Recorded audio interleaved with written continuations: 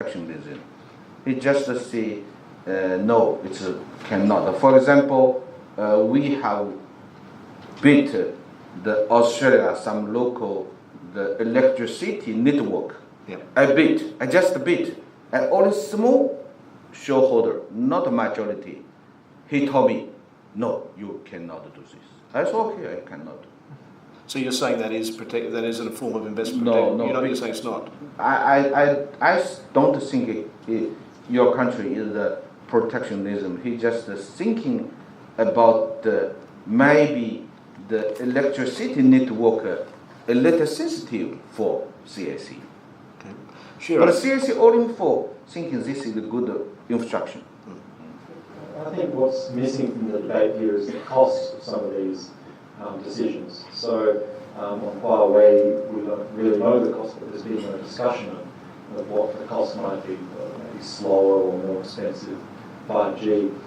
One example where the cost is quite obvious is the Ausgrid, the blocking of the state grid purchase of Ausgrid. And that was sold to the second highest bidder for $4 million less. Now that's a pretty big cost, but you'd think, well, $4 billion maybe it would cost $1 billion or $2 billion to make that infrastructure less critical or to mitigate the risks. So I think that's what I was trying to get at before. We want to think about these risks in a broader context of national interest test, as the Secretary said, where we do think about mitigating these risks and what the foregone cost is, the foregone opportunity is actually blocking some of these big infrastructure risks. I'll throw to the floor in a moment, but while I'm waiting for the questions, Sam, I'm sure you're dying to get into the national security debate here. Not, but can I ask you as well, related to that, you might have heard the Secretary of the Treasury answer the question in which he said data is an issue in some of these foreign investment decisions. And that if we're talking about investment in an entity that controls a lot of data about Australian citizens, that might be a consideration for a foreign investment review decision. How does that chime with you as a fintech, in which presumably data is your core asset, if you like? Yeah, I think we're actually being very cautious about this as well. For example, we have business in Hong Kong and other countries as well. So we set the data at the local drive server. So I think that is very important. And then we make sure that there's no even for Hong Kong, some of the Chinese bank, their branches in Hong Kong, they're not allowed to share data with the headquarters. So I think it's I want to supplement on the security issue and the political issues as well. I think data, for example, data, right? It's not only to foreign companies, to local companies as well. If you look at Facebook, right? This is a very large technology company. They have a living tech by 50 million data. So I think the data security is very important. Is that you have the technology to protect it, and you have the proper procedure to make sure everything is fine. And I think the investment people are talking about a lot of protecting etc. I think. In my view, I think there's no real safety issue here because we're investment in Australia, we're investment this CSA electricity, whatever. It's still in Australia's name, right? The government can do whatever they want. How can China harm that with this national security issue? So I think, but I think in most cases, it's not driven by the real safety issue. It's driven by politics. Right? The politician, when there's selection, so if you look at U.S. now, right? Now it's close to big Trump event. So that's why you can see a lot of discussion, etc. It's about, and I think it's not. It's in many countries now. I think the local region, to protect the far right, they're rising. So I think it's many cases they use these cases to win the election, etc. So it's not. I think it's more driven by politics and more driven by election, etc. It's not real.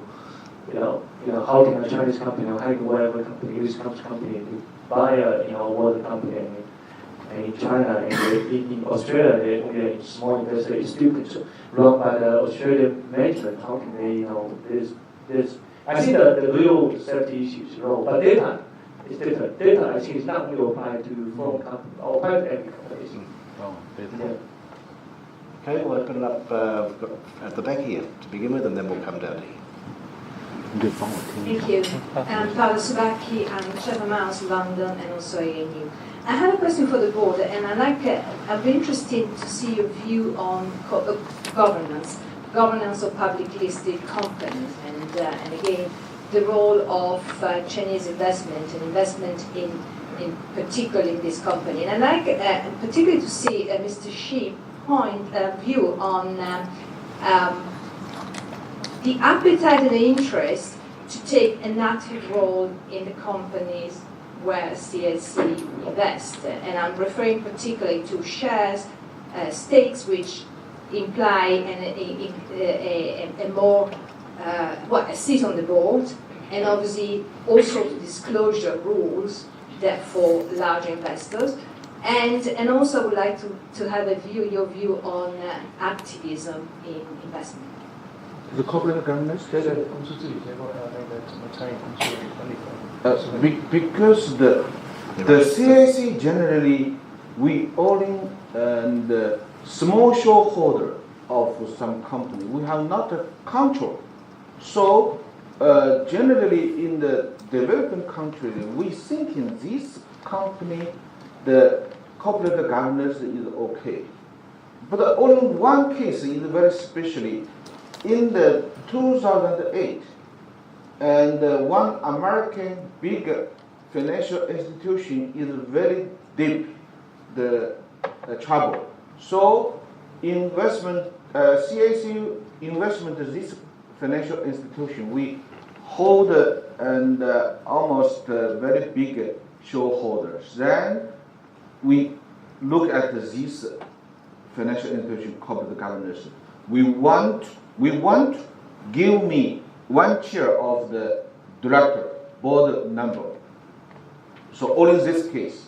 So generally, we don't care this company, the board and meeting something, because we only small shareholder. We only financial investment, not like another China central enterprises. He want to control, become majority shareholder. He need board shareholder, board member, and need some involved management. But the CIC, no, generally no. Next one. Thank you. Jason Lee from Vantage Group at Sydney University. My question relates to the trade war, and it's directed to the panel, but maybe particularly to Dr. Xie. When I was recently up in Beijing and talking to people about the trade war, it was overwhelmingly a pretty grim, concerned view. But I did hear a strong contrary view that provided that the Chinese government got its policy response right, and that was done very skillfully, that this would actually be a positive for the Chinese economy in that it would accelerate and steal the economic reform that the Chinese economy needs now. In other words, accelerate the de-reliance on exports and accelerate the development of the domestic economy. So I was interested in the panel's view on that contrarian point of view. I'm sorry, because I'm retired from the CAC 3 years. So far I am only the professor in the financial school of the Tsinghua University. So I don't know any policy about the trade war. But I suppose I cannot any comment about this question. I suppose the question being asked is that for perhaps reformers within China, that you should never waste a good crisis, and that now that it's here, should take the opportunity to use the external pressure coming from the Trump trade war to accelerate domestic reform of the Chinese economy, to open up, as our friends at Caixin say, that this might accelerate the process and in the end could be a good thing.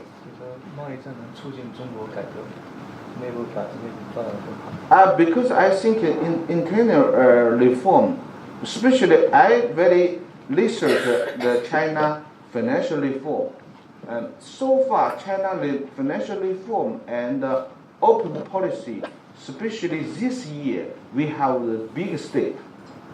For example, last month the central bank governor, Mr. Yi, he announcement in the next 3 years, all the foreign financial company, banking, security, insurance company, you can come to China. You can become the majority shareholder.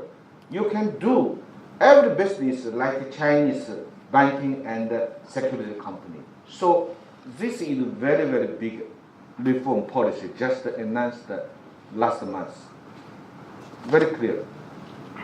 I think very good news. I think there might be something in that, but it's obviously a domestic political battle in China that, it's unclear how it's going to turn out, but, countries often use external pressure to open up industries.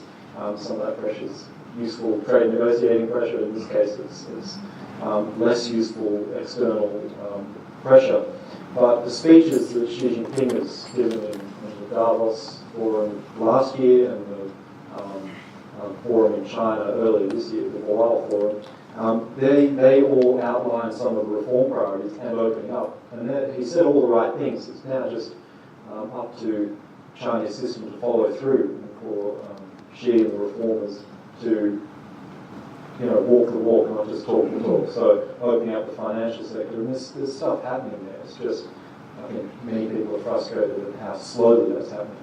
But opening up in that way would alleviate a lot of the pressure that the United States is putting on, because there will be more economic engagement from countries like Australia, other countries, but also from Japan. And just interestingly, it doesn't directly relate to the question you asked, but Japan is also under threat of auto tariffs that haven't been put on the Japanese economy yet. But as part of this, the Japanese, and managing the uncertainties more broadly, have been improving relations with China. And Prime Minister Abe is due to go to Beijing in 2 weeks' time. And there are a large number of things proposed. A couple of them are big joint infrastructure projects outside. As part of the Belt and Road Initiative, the Japanese don't call it the Belt and Road Initiative, but there are potentially up to 30 joint projects between Japan and China, and Southeast Asia and elsewhere. That could be a game changer because that diversifies the economic risk, but also diversifies political risk. So this is a kind of space where lateral thinkers, not just in China but elsewhere, are thinking about how to alleviate this pressure from Trump. That's, I don't blame the Chinese or other countries from retaliating. There's a lot of political face at stake when they're under attack. But countries left to their own devices under attack like that are left with pretty miserable choices to sit there and weather the storm, do a deal, a favourable deal, or to retaliate. I don't think that's a very good set of choices. Working with other countries and reforming is the way out of this, I would argue. Yes. We've got time for one or two. It's over here. Hi, this is Jessie from Maybank. Actually, my question is for Ms. Lin, because it's very impressive to understand about you're saying old banking and fintech. So my question will be to our topic today, Chinese investment and Australia. So how you think the fintech company can play a more active role in attracting or in helping Chinese investment into overseas? Maybe not limited to Australia because you have not set up Australian presence yet. Thank you. Yeah, I think there's, if you look at the globalization, right, if you look at during the past 20, 30 years, why the United States is so strong, one is that they copy local models, but also supported by financial companies such as Goldman Sachs, JP Morgan, etc. So I think fintech is changing, is another round of revolution in the financial sector. I think especially now, I think if you look at it will be more different than before. Before it's more driven by capital, manpower, political relationships, etc. such as many investment bank, hiring local relationships with local companies. But I think fintech is different. Is that they are serving more mass market, so it's very important, and that can help. That's why even in one day or one low, if you look at the Alibaba, even with us, Tencent, they look at the payment system. Alibaba now has the invest in the controlling shareholder of one of the largest payment company in India. Tencent just invested in the Philippines. So it's building another infrastructure. I think the fintech one of the key subsegment is the infrastructure, the payment system. So this is going to be very different. The old SWIFT system, why US can control even like for European, etc. Is the old system of the settlement, etc. But I think in the future, the fintech are going to change the payment system very quickly. If you look at Hong Kong now, the government just implemented fast payment solutions. You can use wherever the email, mobile phone, whenever you have that, you can make a payment across different banks. So there's going to be more integrated, more globalization. I think the second is the technology that you apply. So that's why I think in the future, I think you can help not only the financial conglomerate to go outside of the world, but also can help the investment as well. When you invest in a real economic company, you invest in consumer company, you can actually pretty much integrate all this together very easily. You can open an online credit card, you can online an e-wallet, and then you can make a payment. You can pay your system, pay your bills, pay whatever on your mobile phone, and then with your data, with your consumption behavior, etc. Actually, the customer get greater credit. So it's going to, I think, the really different from fintech and traditional financial world is the fintech is going to be embedded in people's life, daily life. Yeah. So I think that is going to be very, very different. I don't know much about Australia's fintech market, but I think it's going to be huge opportunity here as well. Australia has big, big land, and it's far away, but I think it's going to be very, very convenient, and in the future, I think every single person, you have your own credit, you have your own data, and it's basically you go anywhere. You don't need a credit card, you don't need a bank card. You just need your single ID, and then you can do whatever you can. And this is changing. So I think you just use your fingerprint to pay. I think it's going to be future, and it's coming. Okay, unless there's one more, we'll take one more quickly. We'll do one more question, and then we should wrap up. My question is to the panel. This is Janine from US Week. So there have always been negative perception on Chinese investment, whether there be national security or property price, etc. So what do you think that the Chinese investor could do to some extent change this perception that can be changed? 怎么样改变大家对中国投资的负面看法？You mean that? 在澳大利亚都把房子的价格弄高啊，安全性。You mean the Chinese side how to employ or emerging? Yeah? Imaging. Perception. Firstly, I think generally speaking, so far, Chinese government, especially SAFE, the Foreign Exchange Administration, he is employ some foreign investment. So this is I think this is very good for the foreign government, because central bank is thinking this project is not very good. He don't allow you capital outflow. So you understand me? Maybe I can translate maybe you say a little difficulty， 就是说外管局实际上已经把了一道关，他认为这个项目不好的，他就不让你去投。对，他是就是说问怎么样的一个改变这个中国形象，我知道。对，所以说现在我们是认为要加强这个外管局的审批。明白。Let me translate for that. I think actually it's safe. So this is China government authority to approve the overseas investment for foreign currency. So they already take a much more strict measure to make sure the investment are proper. So this is the first step. Secondly, some Chinese partner, and you cannot thinking to how to speak English speculation of the foreign valuation and the domestic valuation, because so far a lot of the Chinese company he only for arbitrage, but the China SEC said no, not any case for arbitrage between the foreign market and the China market. So this almost stop Chinese partner unreasonable, very high price to acquisition, to merging foreign company.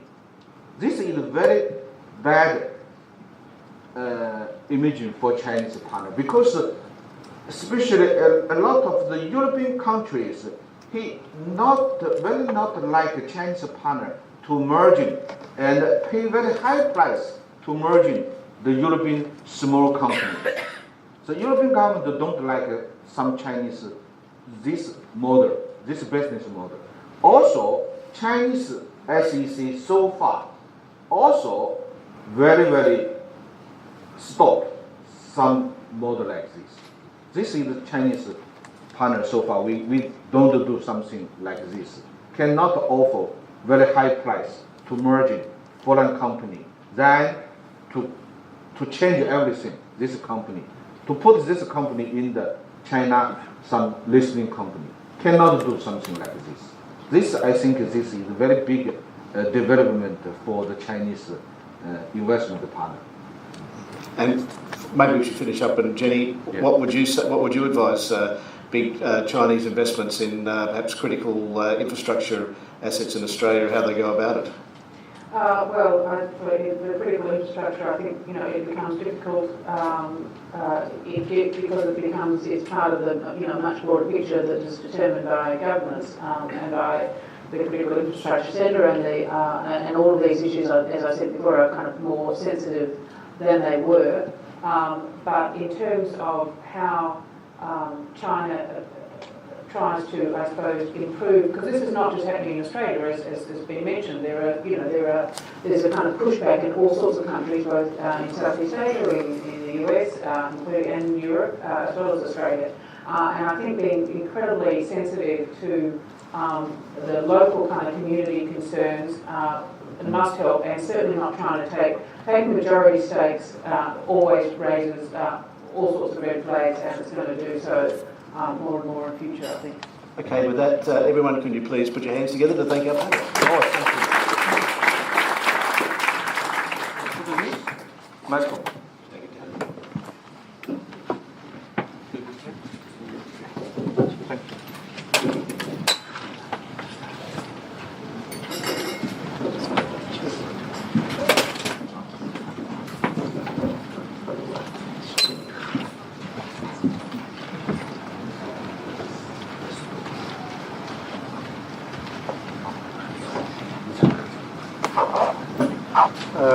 Thanks, Michael, and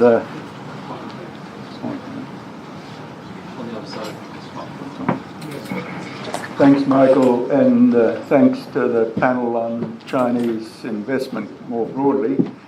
That panel incurred significantly on the territory that we now want to focus on, and the context in which this work on Chinese investment more broadly in Chinese investment in Australia has been taking place, and that's on the Australia-China economic relationship, in which context this analysis has been undertaken.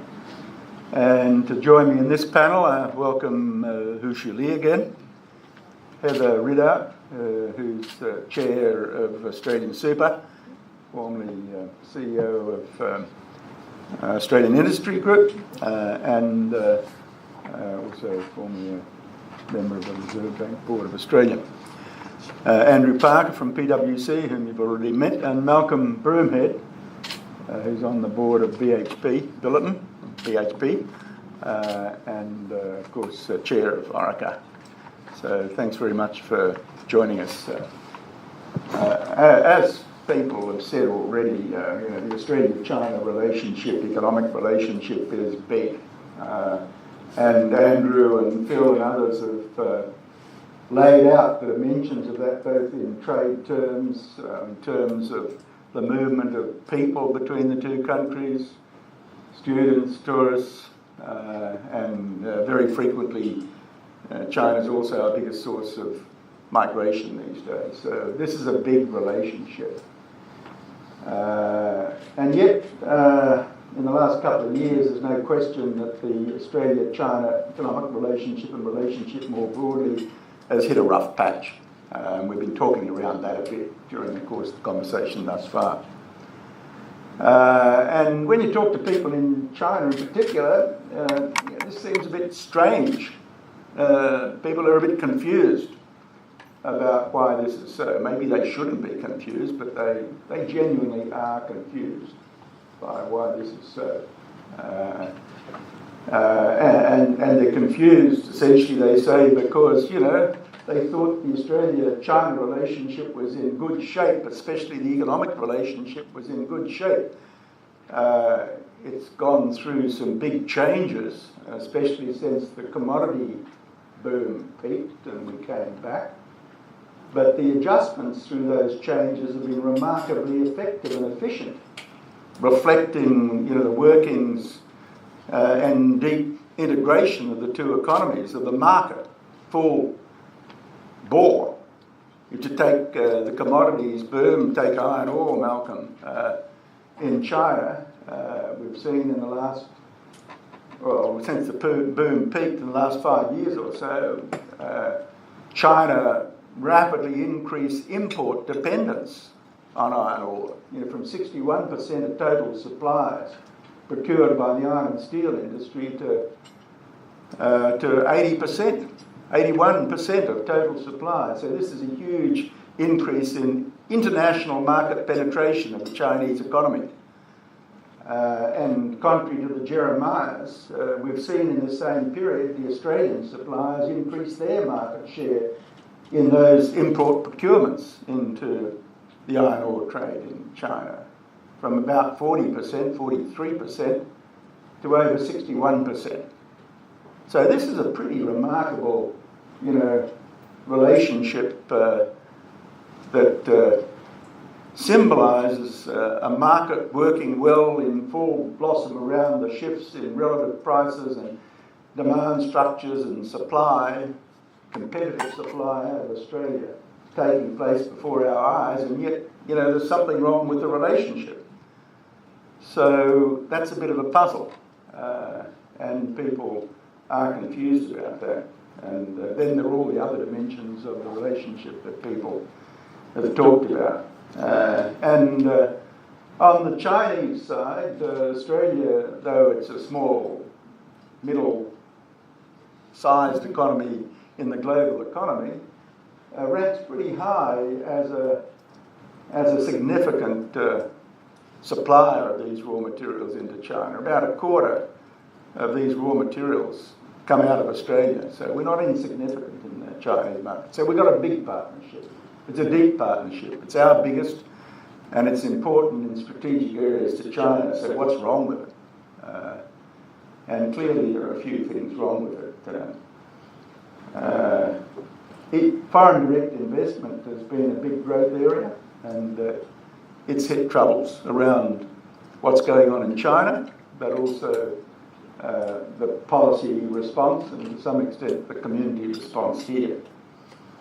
And all these things have happened despite the fact that just a couple of years ago the two governments formed a comprehensive strategic partnership to guide the longer-term direction of the relationship and focused on the opportunities in the partnership long-term through that and the initiative of CHAFTA, the China-Australia Free Trade Agreement, which has again delivered remarkable changes in the structure and growth of trade in new areas that the Australian economy and the Chinese economy wanted. And this was a pretty big signature agreement, not only for Australia but also for China, because, you know, we got in key commodity areas here, tariffs reducing to zero in a few years' time, much lower barriers to entry in the Chinese market across a range of commodities than there are, for example, in Japan or Korea or some of our other important markets in Northeast Asia. So it's a pretty big deal.